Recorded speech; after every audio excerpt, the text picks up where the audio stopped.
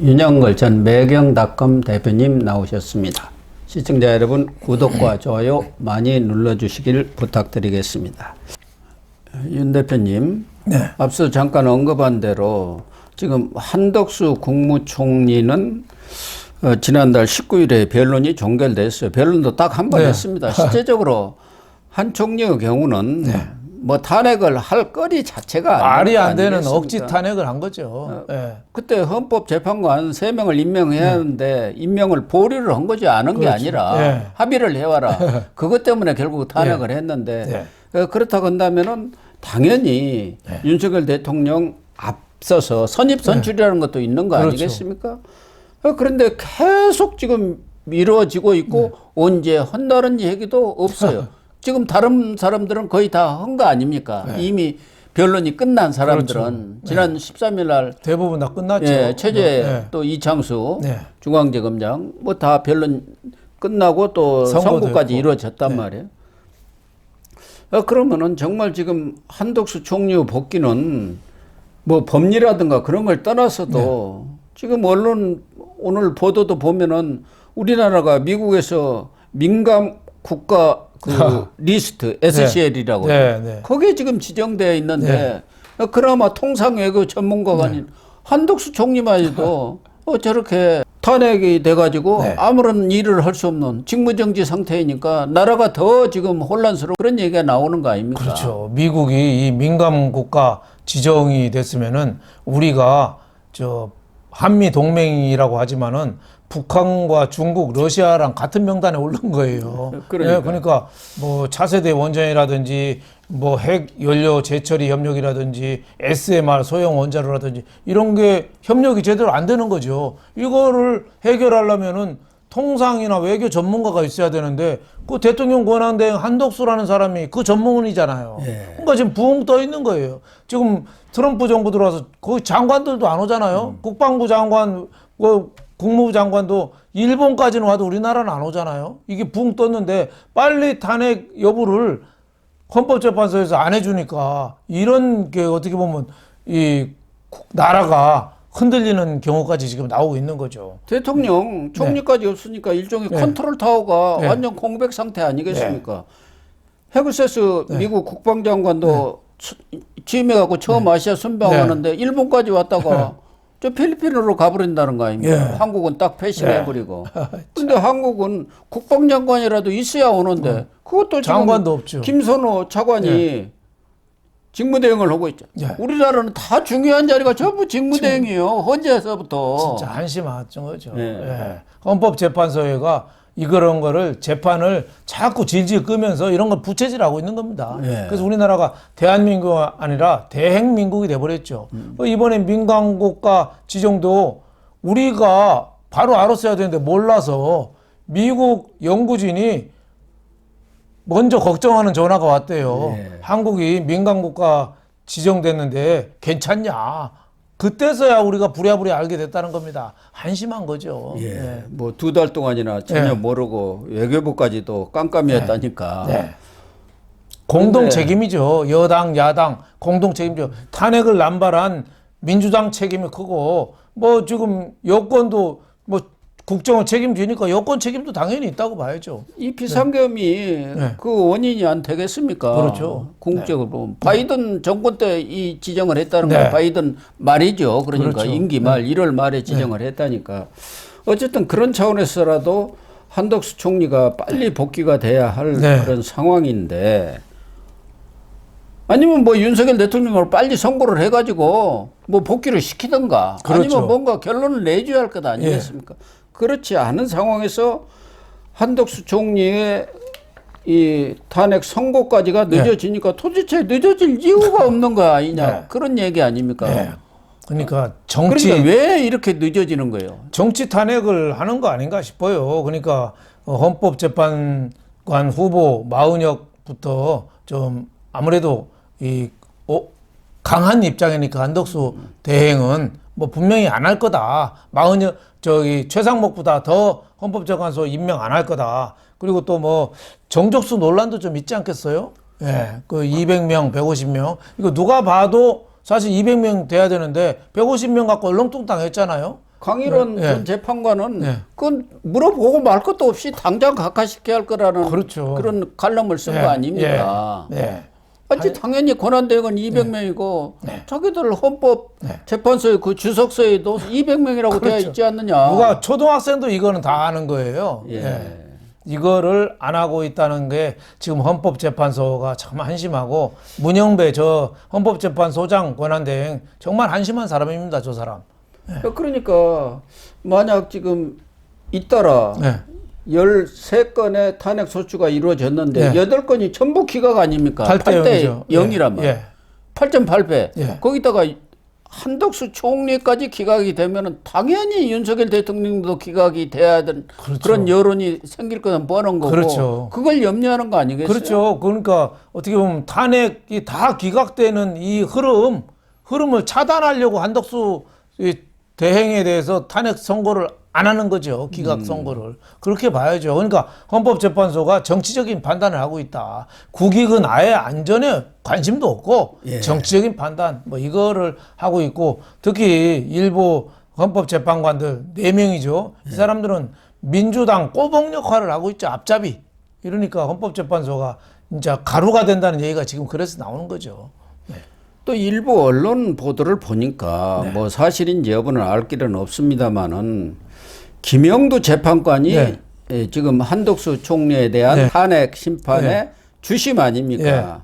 그런데 김영두 재판관이 어떻게 보면은 뭐 우리 법도 아니고 중도에 있는 분 아닙니까? 순수한 중도라고 할 수가 있죠. 그래서 우리 법 쪽에도 섰다가 또 이 기각파 쪽에도 섰다 그러고 있는데, 그래서 민주당 측에서는 김영두 재판관이 약한 골이다. 여기를 집중적으로 공략해서 한덕수 총리의 탄핵 심판을 늦추도록 이렇게 작업을 벌이고 있다. 이런 보도가 또 나와 있더라고요. 뭐 일각에 나오고 있죠. 그거를 이제 오해인지 진짜인지는 모르겠습니다만은 그런 말이 자꾸 나온 게, 지난 연말에 12월 13일 날 그 법조인들 송년회에서 민주당 서영교 의원하고 또 파한대소하는 사진을 또 같이 찍었는가 봐요. 그러니까 아무래도 김영도 헌법재판관이 중립이라고는 하지만은 민주당한테 좀 이 말빨이 좀 먹히는 거 아니냐, 이런 조금 이 시각이 있는 거죠. 뭐 진상은 어떻게 될지 모르겠습니다만, 그래서 지금 민주당이 탄핵 인용 쪽으로 자꾸 몰고 가기 위해서 김영도 재판관한테 올인을 하고 있다. 뭐 이런 얘기가 지금 나오고 있습니다. 일종의 포섭설, 작업설이 나오고 있다는 그런 거 아니겠습니까? 사실은 김영도 재판관이 좀 적극적인 성격인 것 같아요. 그래서 재판할 때도 제일 별로 말을 많이 하고 그랬죠. 질문도 많이 하고. 또 출근할 때 다른 재판관들은 그냥 쑥 들어가지 않습니까? 가끔 뭐 문영배 헌재 소장이 전에는 기자들하고 문답도 좀 했습니다만, 그분을 빼고는 김영두 재판관은 뭐 스스럼 없이 이렇게 심각해지기 전까지 선고 문제를 놓고 기자들하고 출근하면서 뭐 질의응답을 자주 하더라고요. 그래서 저분이 상당히 적극적이구나 그런 생각이 들더라고요. 그런 차원에서 보면은 뭐 야당 측과도 좀 소통이 될 수 있는, 뭐 꼭 야당뿐만 아니라 뭐 국민의힘도 마찬가지겠죠. 조금 개방적인 분들이 있지 않습니까? 그런 사람이 좀 필요하죠. 지금 뭐 문영배 뭐 이런 사람들은 거의 뭐 이재명 그 대변인 역할을 하고 있잖아요. 사법연수원 동기라 그런지 거의 뭐 이재명이 좋아하는 행동만 하고 있잖아요. 그러니까 김영도 재판관이 지금 뭐 어떤 이 스탠스를 차지하고 있지는 모르지만은 하여튼 민주당에서 볼 때는 제일 약한 골이라 설득을 해서 이쪽 민주당 쪽 편을 들게 한다는 얘기가 자꾸 나돌고 있습니다. 뭐 김영두 재판관을 지칭한 거는 없습니다만은 중앙일보 보도를 보니까 하도들 뭐 기자들도 취재가 안 되니까 누가 한마디만 하면 그걸 가지고 또 보도를 하지 않습니까? 이 정치권 어떤 분, 정치권에 있는 사람이 재판관 어떤 분하고 약속을 했는데 약속을 못 지키겠다. 뭐 13일인가 뭐 약속을 했는데 23일 이후로 잡아달라. 뭐 이렇게 얘기를 해서 아마 이번 주 중에 선고가 내려질 모양이다. 근데 약속은 그때 가서 또 안 되면 또 더 연기할 수도 있는 거야.